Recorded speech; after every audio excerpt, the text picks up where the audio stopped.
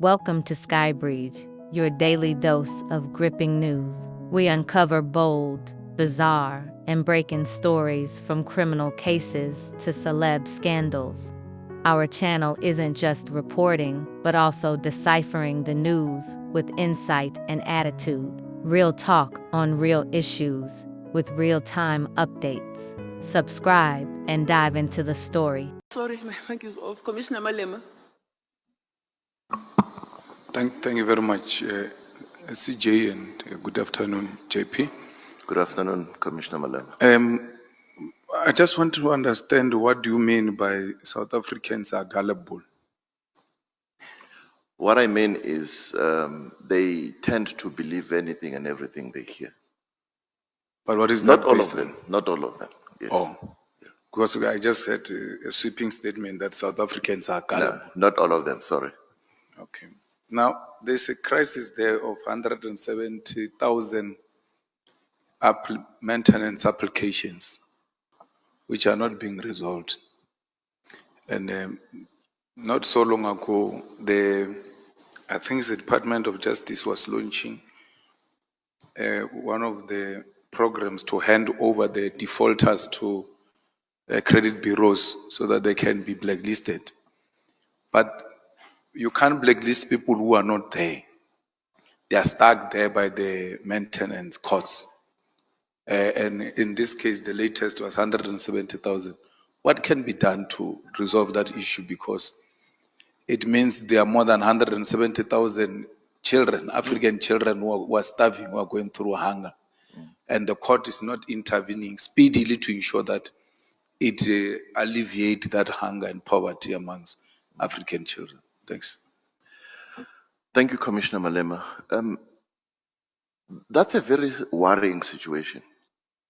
And you are conservative by saying 170,000 children. It could be double. Now,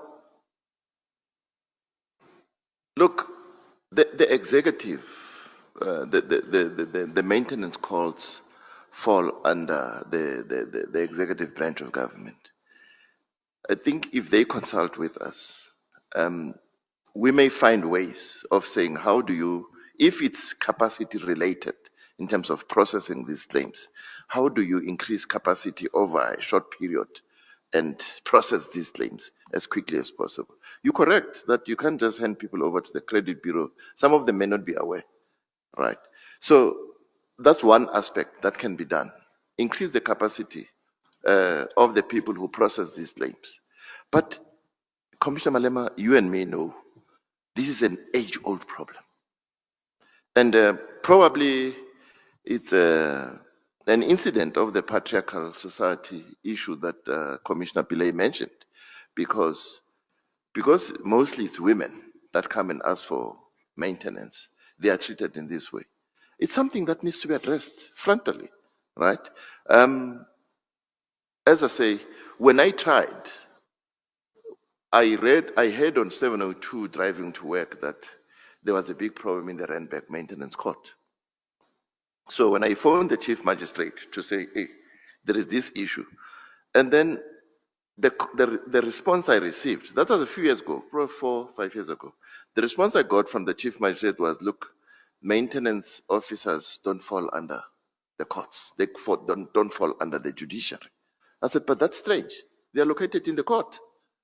You as the head of the court should have oversight over them. I said, no, I don't, right?